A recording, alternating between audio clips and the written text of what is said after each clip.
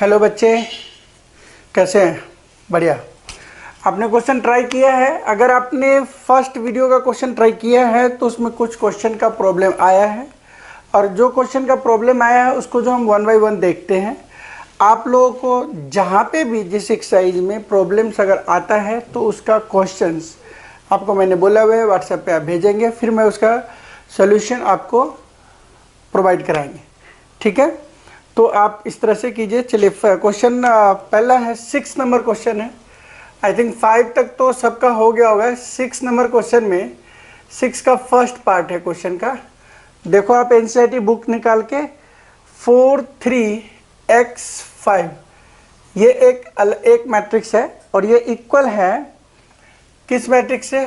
y and z 1 5। ये मैंने बोला था कि ये दो मैट्रिक्स है, और बोल रहा है कि आपको फाइंड करना है x, y एंड z। तो आपको क्या बताया गया था कि if two matrix are equal then particular जो एलिमेंट है, मतलब पोजीशन का एलिमेंट ऑल्सो इक्वल होगा। क्लियर है? जैसे मैंने बोला x की वैल्यू बताइए, क्योंकि फाइंड करना है आपको x, तो x की वैल्यू सीधा 1 आ गया, पहला आंसर हो गया। आपने देखा y की वैल्यू कितना है? 4 आ गया। क्यों? क्योंकि इस मैट्रिक्स का ये पोजीशन और ये पोजीशन दोनों इक्वल होगा। अब ये वैल्यू है z का, तो z कितना आ गया? z की वैल्यू आ गया आपके पास 3। ठीक है, तो ये 3 आंसर आपके पास हो गया 6 का फर्स्ट क्वेश्चन। ठीक है ना। अब आता है 6 का सेकेंड क्वेश्चन। इसमें तो कुछ नहीं था, थोड़ा सा इक्वेशंस होते हैं। जैसे सेकेंड क्वेश्चन में x प्लस वाई क्वेश्चन है, सेकेंड नंबर देखिए, x प्लस वाई, और दूसरा है आपके पास 2, सिर्फ 5 plus z, I think 5 plus z into x y, यहाँ पे है एक्स वाई। ये आपका मैट्रिक्स है, एनसीईआरटी की बुक में देखिए आप, सेकेंड नंबर क्वेश्चन। एंड दूसरी तरफ है 6 2 5 8, 6 2 5 8। तो यहाँ भी कुछ भी नहीं है, ये भी मैट्रिक्स 2 बाई 2 का मैट्रिक्स है। देखो 2 बाई 2 मतलब 2 रो 2 कॉलम, यहाँ भी 2 रो 2 कॉलम। इसका मतलब बोथ जो मैट्रिक्स है वो इक्वल है। इक्वल गिवन भी है, नेम नहीं है बट यहाँ इक्वल का साइन दिया है। तो आप बताइए यहाँ पे x प्लस वाई की वैल्यू क्या होगा? यहाँ देखो x प्लस वाई की वैल्यू 6 आ गया, पहला इक्वेशन हो गया आपके पास। दूसरा यहाँ देखिए 5 प्लस जेड की वैल्यू 5 है, तो z की वैल्यू क्या होगा? ये 5 इस साइड में जाएगा, तो 5 माइनस 5, तो z की वैल्यू हमारे पास आ गया 0। ठीक है, अब आती है बात यहाँ पे कि एक इक्वेशन यहाँ बन रहा है आपके पास, जो x y की वैल्यू है 8। अब यहाँ से अगर आप x निकालोगे, देखो यहाँ पे x निकालोगे तो 8 अपॉन में y हो जाएगा, क्योंकि ये मल्टीप्लाई में है तो ये चीज़ नीचे आ गया। अब हम क्या करेंगे, इस वैल्यू को पहले वाले इक्वेशन में पुट कर देंगे। तो क्या लिखेंगे? पुटिंग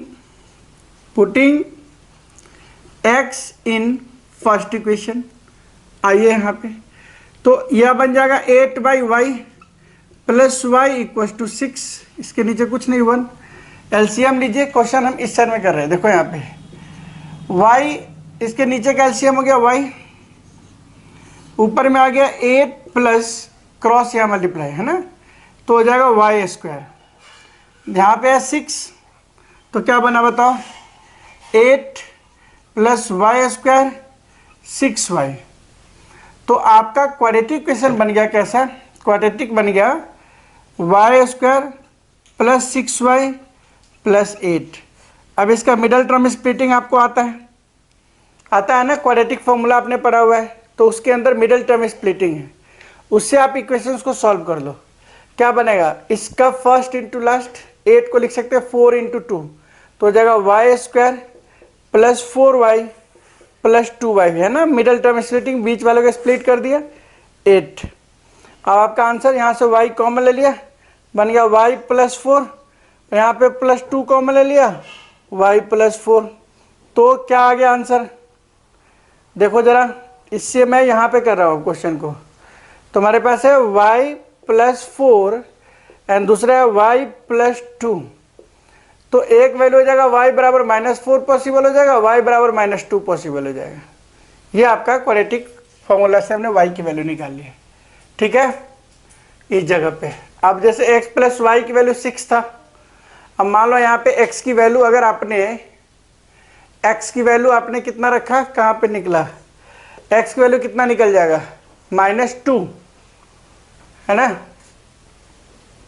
क्योंकि आपके पास y की वैल्यू y प्लस 4 ये दोनों इक्वेशन में अगर निकालते हैं तो हमारे पास वैल्यू y की वैल्यू -4 y की वैल्यू -2 है। अब इस इक्वेशन में पुट कर दो, x की वैल्यू निकल जाएगा, x की वैल्यू कितना निकलेगा, 8 अपॉन में अगर -4 रखा तो ये -2 आ गया, ठीक है।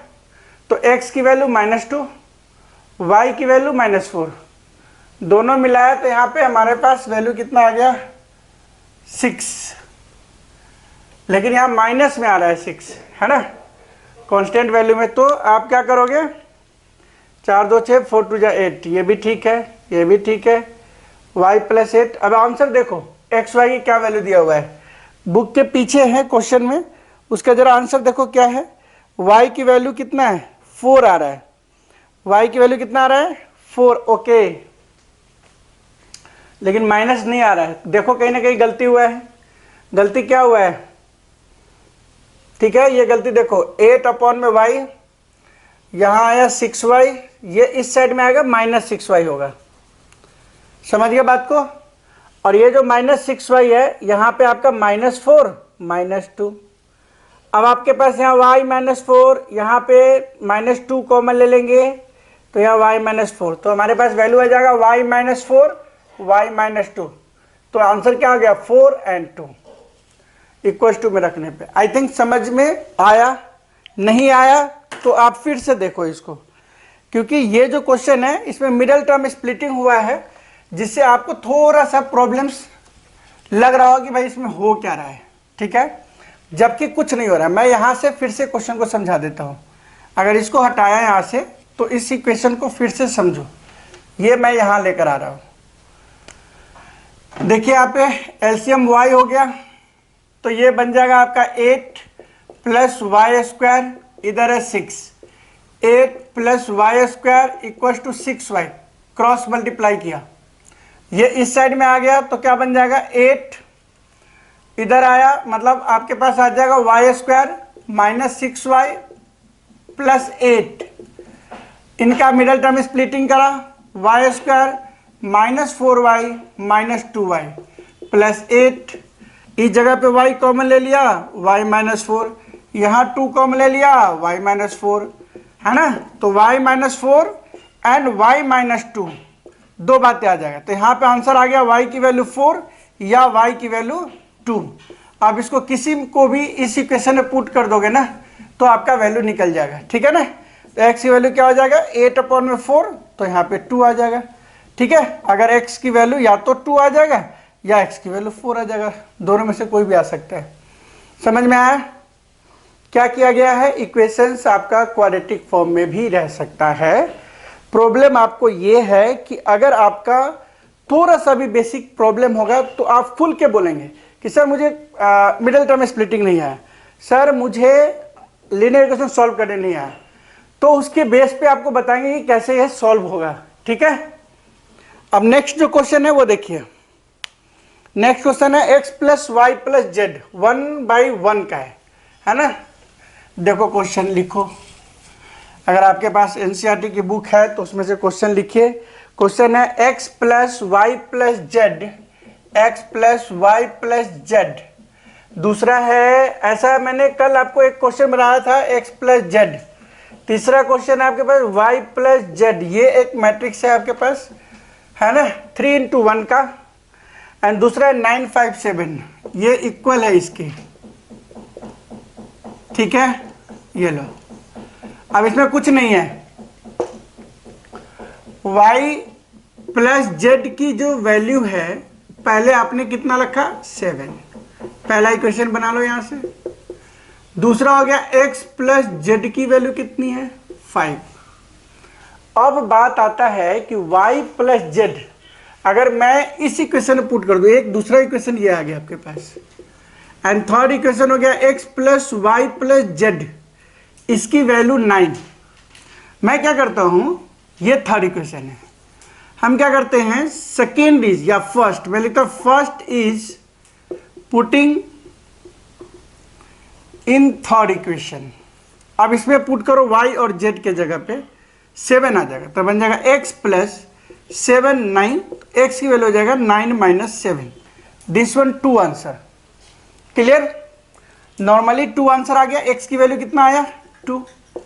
अब इस वैल्यू को हम पुट कर देंगे सेकेंड में, तो हम क्या लिखते हैं फिर यहाँ पे, इसको जरा सा इरेज करो, ये लो। अब आपके पास हमारे जो इक्वेशन है x, तो लिखेंगे x is putting in first equation नहीं सेकेंड इक्वेशन बन जाएगा x प्लस जेड की वैल्यू 5, x2 है, z की वैल्यू हमारे पास 5 minus 2, so this is 3 answer. z को मैं कट कर देता हूँ बिकॉज 2 की तरह है, तो आप इस चीज़ का ध्यान रखना कि z जब भी लिखेंगे ऐसा लिखेंगे, ठीक है। अब z हमें पता चल गया, हम पुट कर देंगे 1 में, लिख देंगे z is putting in first equation में पुट करने पे क्या होगा, y प्लस जेड की वैल्यू 7, तो y equal to 7 minus z, मतलब 7 minus 3, this one 4 answer. y की वैल्यू हमारे पास 4 आंसर आ गया, ठीक है। ये हमारे पास आंसर आया। इसमें सिर्फ linear equation type and quadratic equation का यूज हुआ था, जिससे कि आपके क्वेश्चंस सारे हो चुके हैं, ठीक है। इस तरह से डिफरेंट हो सकते हैं इक्वल मैट्रिक्स के ऊपर क्वेश्चन, ठीक है ना। जब इक्वल मैट्रिक्स का क्वेश्चन आएगा तो आपको इसी तरह से करना है। नेक्स्ट देखो एनसीईआरटी का क्वेश्चन नंबर, क्वेश्चन जब आपके पास 6 हो गया, तो अगर दूसरा कोई क्वेश्चन है 7 नंबर सेम क्वेश्चन है, ए बी की वैल्यू निकालना, तो मेरे ख्याल से हो जाएगा। क्लियर है? हो जाएगा ना? नहीं होगा चलिए लिखिए, देखिए अगर नहीं होता है तो 7 नंबर देख लीजिए। एक 7 नंबर क्वेश्चन देखो,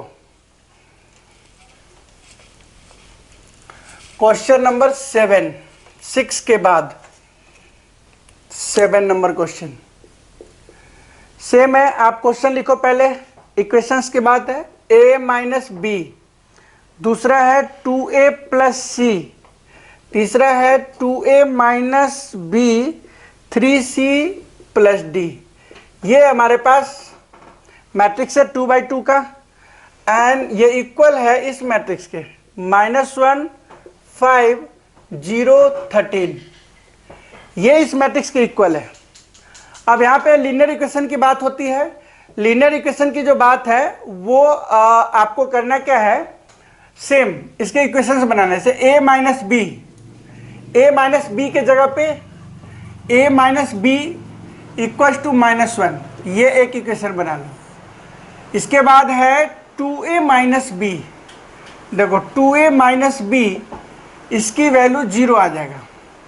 इन दोनों इक्वेशन से सॉल्व कर लो, ये फर्स्ट है, ये सेकेंड इक्वेशन है। क्लियर? अब a और c वाला और c और d वाला क्वेश्चन है, तो पहले हम यहां से a b निकाल लेते हैं। From equation first and second linear equation solve करा होगा।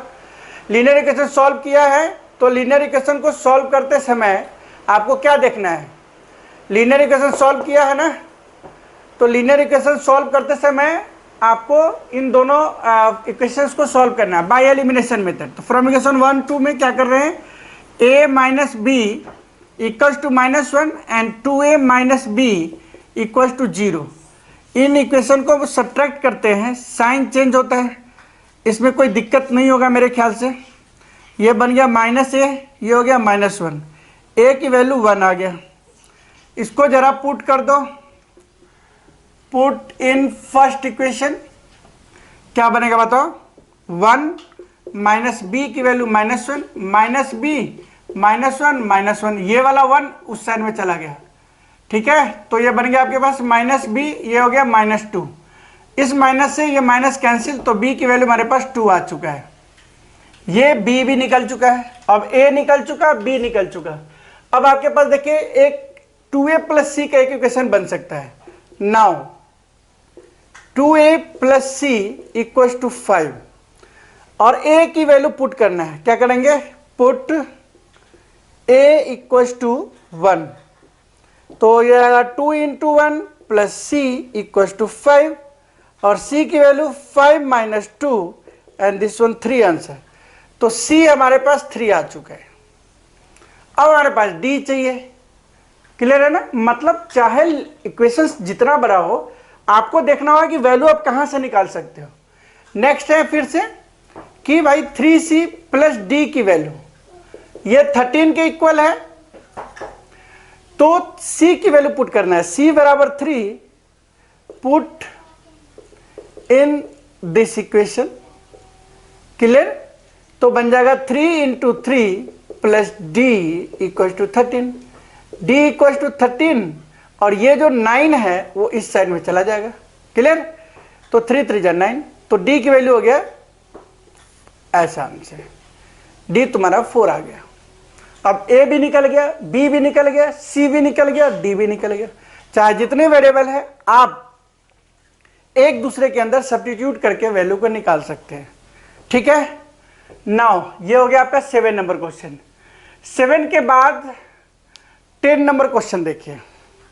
ठीक है? 10 नंबर क्वेश्चन बुक में आप देखिए 10 नंबर क्वेश्चन, या उससे पहले है कोई प्रॉब्लम तो आप फिर मुझे भेजेंगे। ठीक है? क्वेश्चन नंबर 7 के बाद 10 नंबर में कुछ बच्चों को प्रॉब्लम है। 9 नंबर भी सेम क्वेश्चन है, इक्वेशंस है, नॉर्मल इक्वेशन है, तो ये सॉल्व हो जाएंगे। क्वेश्चन नंबर आप 10 देखो, इसके अंदर कह रहा है कि the number of all possible matrix, है ना, ऑल पॉसिबल मैट्रिक्स। चलो 9 मेरे ख्याल से देख ही लो एक बार, है कुछ नहीं बट एक बार देख लो। ठीक है? 9 नंबर क्वेश्चन देखिए, लिखो 9 नंबर क्वेश्चन एक बार कॉपी पे, ट्राई करो, इतने देर के बाद तो हो जाने चाहिए, तो आप ट्राई करो जरा 9 नंबर। वीडियो को पॉज करके आप ट्राई करके देखो कि 9 नंबर क्वेश्चन आपसे हो रहा है क्या। ठीक है? तो 9 नंबर क्वेश्चन में 9 नंबर क्वेश्चन को ट्राई करके देखिए।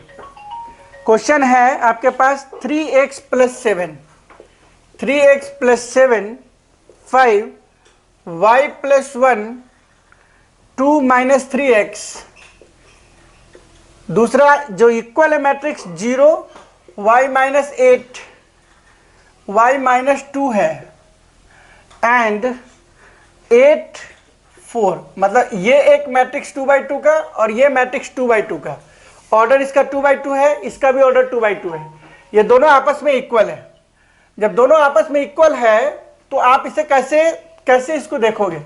तो सिंपल है, यहां से देखो सिंगल सिंगल वेरिएबल है, इससे इसको इक्वल कर दो। लो भाई 3x प्लस 7 इक्वल टू 0, तो 3x इक्वल टू क्या हो जाएगा, ये 7 उस साइड में जाएगा, प्लस है तो माइनस 7 हो गया। x की वैल्यू 7/3, बिकॉज यहाँ मल्टीप्लाई है तो ये इसके डिवाइड में चला जाएगा, x की वैल्यू निकल चुका है।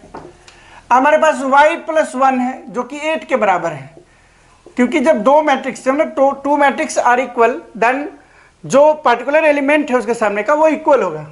तो y प्लस 1 किसके बराबर होगा, इस पोजीशन के बराबर। तो हमारे पास y की वैल्यू हो जाएगा 8 माइनस 1, y की वैल्यू हमारे पास 7 आंसर आ जाएगा। क्लियर? नेक्स्ट यहां पे वैल्यू देखो, सेम यहां से भी निकाल के देखो, y माइनस 2 की वैल्यू 5। यहां पे देखा आपने किसी एक क्वेश्चन के अंदर y की वैल्यू दो जगह सेम आ रहा है, यहां से एक y प्लस 1 इक्वल टू 8, एक यहां से आ गया इक्वेशन, दूसरा आपके पास 5 y माइनस 2 इक्वल टू 5 यहां से आ गया। दोनों में y की वैल्यू सेम है, डिफरेंट नहीं है, डिफरेंट आते भी नहीं, बिकॉज एक फंक्शन एक ब्लॉक के अंदर किसी का भी वेरिएबल सेम आ सकता है। इसे अगर अलग अलग आता है तो फिर दिक्कत है। ठीक है ना? क्योंकि एक घर में एक बंदे का दो नाम से नहीं जाना जा सकता, जाना जा सकता है कब, एक अलग नाम होगा बट सर्टिफिकेट नेम एक ही होगा। अब यहां पे आता है 2 माइनस 3x को 4 के बराबर, 2 माइनस 3x इक्वल टू 4। तो हम क्या करेंगे, देखो भाई ये वाला ये 2 जो है उस साइड में जा सकता है, तो भेजो इसको। अब माइनस 3x ये बन गया 2, x की वैल्यू -2/3 बन गया, क्योंकि ये -3 यहाँ आ गया, तो ये x की वैल्यू हमारे पास आ गया। अब यहाँ x आया 2 माइनस 3x, यहाँ से 3x की वैल्यू आया आपके पास 7/3, यहाँ 2 माइनस 3x की वैल्यू 2 माइनस 3x की वैल्यू 4 है। तो जब हम इस वैल्यू को करते हैं तो हमारे पास -3 2 माइनस 3x 4, उस साइड में जाएगा 2 आ गया, 3 करे 2/3 आया, यहाँ पे आपके पास 7/3 आ रहा है। आंसर जरा देखिएगा, आंसर क्या आ रहा है, x की 2 वैल्यू आ गया जो कि नॉट पॉसिबल है ना। एंड सो जो इसका पार्ट का आंसर है वो नॉट पॉसिबल वाला आंसर आएगा। मैच द फॉलोइंग था ना इसके अंदर, ठीक है। तो उसके अंदर आपके पास y की 2 वैल्यू आ रहा है, देखो एक x की वैल्यू -2/3 और x की वैल्यू 7/3। तो भाई ये मैट्रिक्स इक्वल है ही नहीं, क्योंकि जब हम x की वैल्यू सेम रखेंगे तभी वो इक्वल आ सकता है। तो इसका मतलब हम लिखेंगे कि x की 2 values not possible, and that's why जो आंसर है उसमें आप देख लेना, आंसर में आपके पास ऑप्शंस दिए हुए हैं। एंड पहले ऑप्शन में एक वैल्यू दिया है, y की वैल्यू दिया हुआ है, तो नॉट पॉसिबल वाला हमारा एक करेक्ट आंसर होगा, ठीक है, part b, right. Now question number 10 number question है, समझ में आ गया ये। जब किसी भी एक वेरिएबल का 2 आंसर आ रहा होगा किसी एक फंक्शन में, it is not possible, because same he question के अंदर एक x की 2 वैल्यू रखेंगे, ये पॉसिबल नहीं है ना। तो इसका मतलब मैट्रिक्स इक्वल नहीं है, अगर हम वैल्यू रखेंगे तो कुछ और आ रहा है, तो फिर दिक्कत है। कोई एक वैल्यू अगर होता तो फिर ठीक होता, तब XYZ की जो वैल्यू रखा वो सिलेक्ट कर सकते थे, राइट। तो आजकल क्या है, 20 मार्क्स का आपका ऑब्जेक्टिव पूछा जाता है, तो ऑब्जेक्टिव भी काफ़ी मतलब इंपॉर्टेंट है आपके लिए, और उसमें ज़्यादा दिमाग आपको चलाना है। नेक्स्ट क्वेश्चन देखो, 10 नंबर क्वेश्चन, और ये ऑर्डर के ऊपर क्वेश्चन है। 10 नंबर में कह रहा है कि अगर कोई मैट्रिक्स है जो 3 × 3 का है, क्या कह रहा है, if the matrix their order is 3 × 3, मतलब total number of element present in this matrix is 9। Is it clear? Total number of element present in this matrix are 9, but the value is कि उसके अंदर जो element put किया जा रहा है वो या तो 0 पुट होगा या 1 पुट होगा। समझ में आ रहा है बात?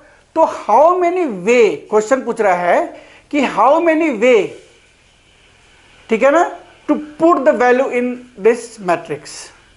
अब भाई मैट्रिक्स तो हमें पता है कि इसके अंदर टोटल पोजीशन हमारे पास इस तरह से होगा, ये वाला चीज है। अब ये वाले होने के बाद हम ये देख रहे हैं कि इसके अंदर वैल्यू कैसे डालेंगे, है ना, ये वैल्यू कैसे पुट करेंगे, कितने वे हो सकता है। तो या तो 0 पुट करो एक जगह पे, या 1 पुट कर सकते हैं। मतलब ईच प्लेस, हर एक जगह 2 तरीके से पुट किया जा सकता है, या तो 0 या 1 क्वेश्चन में। तो मतलब टोटल नंबर ऑफ वे क्या होगा, टोटल नंबर ऑफ वे। अगर आपने परम्यूटेशन एंड कॉम्बिनेशन पढ़ा होगा, ठीक है, तो वो क्वेश्चन समझने में कोई दिक्कत नहीं है कि भाई एक जगह को 2 तरीके से फिल किया जा सकता है। समझ गए बात को? मतलब हर जगह 2 तरीके से फिट किया जा सकता है। तो हम कहेंगे कि कितने प्लेसेज है, तो भाई 9 प्लेसेज है। तो 9 प्लेसेज, इसका मतलब क्या है, 2 × 2 × 2 × 2, कितने बार, 9 टाइम्स, ठीक है। There are total numbers of way. Clear है ना बात? क्योंकि एक जगह को 2 तरीके से पुट किया जा सकता है, तो 9 प्लेसेस को भी 2 2 2 2 2 2 करके अगर हम पुट करेंगे तो इस टाइप से हो जाएगा, 2 × 2 × 2 × 2 × 2 × 2 × 2 × 2 × 2 × 2, ये है ना, इस तरीके से।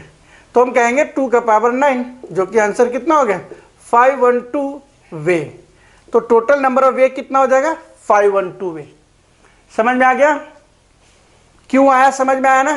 क्योंकि एक प्लेसेस को 2 तरीके से, तो हर प्लेसेस 2 वे से, 9 प्लेसेस है तो 2 × 2 × 2 × 2 × 2। अगर 15 प्लेसेस होता तो उसी तरह से करते, 15 टाइम्स। समझ गए बात को? तो ये हमारा कौन सा, इसका ऑप्शन जो है, ऑप्शन नंबर 4 ऑप्शन दिए हुए हैं जिसमें आपका 5 और 2 वाले जो है डी पार्ट्स में है, तो आंसर आपका डी हो गया। समझ में आ गया बात? क्लियर है? तो मेरे ख्याल से क्वेश्चंस आपके सारे हो चुके हैं। और कह रहा है कि एक क्वेश्चन नंबर 8 भी देखो, ये समझ में आ गया होगा मेरे ख्याल से, लेकिन अगर नहीं आया तो देख लो। कह रहा है कि ए एक मैट्रिक्स है जिसके अंदर 8 नंबर क्वेश्चन को देखना कि it is a square matrix. तो कह रहा है कि जब कोई स्क्वायर मैट्रिक्स है और उसका फॉर्मेट दिया हुआ है और वो फॉर्मेट इस टाइप से दिया हुआ है कि ए कोई स्क्वायर मैट्रिक्स है जिसकी फॉर्मेट है m इंटू एन, मान लो ऐसा दिया गया है। तो कह रहा है स्क्वायर मैट्रिक्स के लिए आप बताओ m और n के बारे में क्या सोचते हो? भाई स्क्वायर मैट्रिक्स किसको कहते हैं? क्या m greater than n? No. n greater than m? No. m equals to n? Yes. m equals to n होना चाहिए, या तो 2 इंटू 2 वाले, 3 इंटू 3 वाले, 4 इंटू 4 वाले, ये वाले चीज जो होगा वो हमारे पास आंसर आएगा कि स्क्वायर मैट्रिक्स के लिए m और n, r and c, i और j इक्वल होना चाहिए। समझ गए बात को? वही स्क्वायर मैट्रिक्स होगा। अगर i less than j, no. j less than 1, no. m less than n, no. m और n equal, i j equal, row column equal, that means कि this is a square matrix. Clear है? और कोई doubt? एक बच्चा और phone करके पूछा था कि सर वो प्राइम नंबर का कॉन्सेप्ट क्या है? प्राइम नंबर का मतलब जिसके 2 फैक्टर होते हैं। There are 2 factors only, 1 and itself. तो जिसके 2 फैक्टर्स होंगे वो कभी भी डिविजिबल नहीं होगा अलग से, और उसका फैक्टर भी नहीं निकल सकता। तो उस वजह से उसके 2 ही फैक्टर, तो 1 इंटू जो नंबर है वो, या जो नंबर इंटू 1, यही हो सकता है। ठीक है? क्लियर है? और कोई अगर डाउट हो तो आप मुझे भेज सकते हैं। ठीक है? मैं आपका डाउट क्लियर करके और आपके लिए वीडियो बनाऊंगा। Thank you.